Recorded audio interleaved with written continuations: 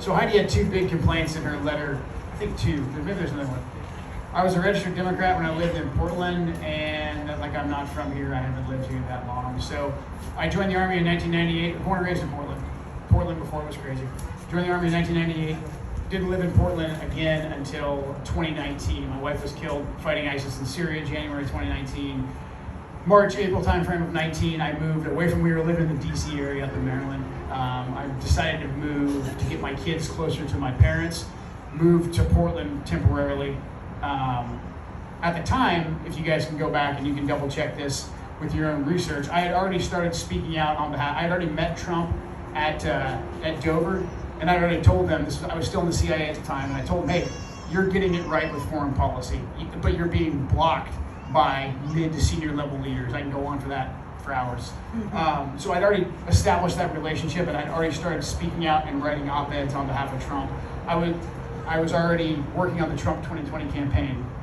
So when I got to Portland, in Oregon, you can register primaries. You can register by party, so you can vote in the primary.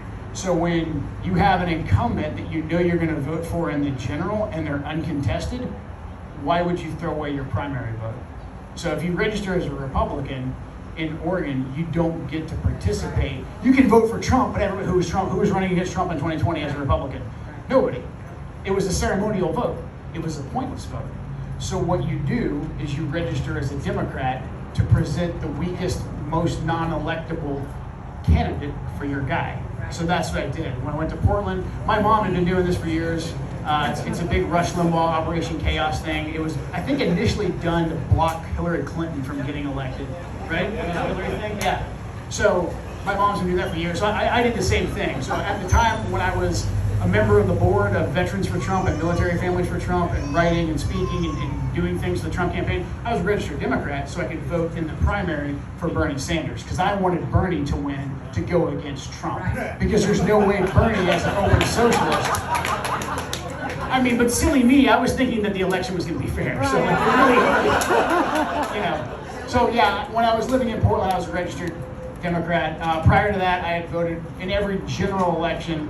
I had voted Republican or penciled in Ron Paul. So voted for Bush twice, and then was disgusted with the GOP for all the right reasons. So McCain and Romney didn't rub me the right way. I was a Ron Paul guy, and then came back when Trump won. So that's that. You know, strategy. You got to have a strategy. Like this stuff is all strategy. So she said I was a registered Democrat in Portland. Yes, I was. You can Google it. Yeah. So was Trump. So was Larry. I mean, so was Vernon Jones. I mean, the list goes on. Yeah. So there's that. And then she says, hey, I didn't live here. I was overseas serving the country. That's like and here's the deal, like when you're overseas and you're deployed and you're in the military, you think about home a lot. And I wish like heck my hometown of Portland, Oregon hadn't been absolutely and completely destroyed by the left and beyond repair. But when I actually picked a place for my two sons to live, I wanted them to live in the Pacific Northwest, and I wanted them to live in a place that had traditional conservative values. So I moved 20 miles into Clark County. So I want to preserve this as the bastion of conservative values that it's always been as I was growing up, and as it still is today. It's beating heart. It truly still is. So, I mean, regardless of whether I ran for office or not, like I was going to be away from the time I turned 18 until 2019, anyways. So, yeah, if it was a zip code contest, I guess we'd just pick the oldest guy in each district, and they would be the one to represent us. So I think that logic's a bit ridiculous. We would just literally go pick the village elder, you know.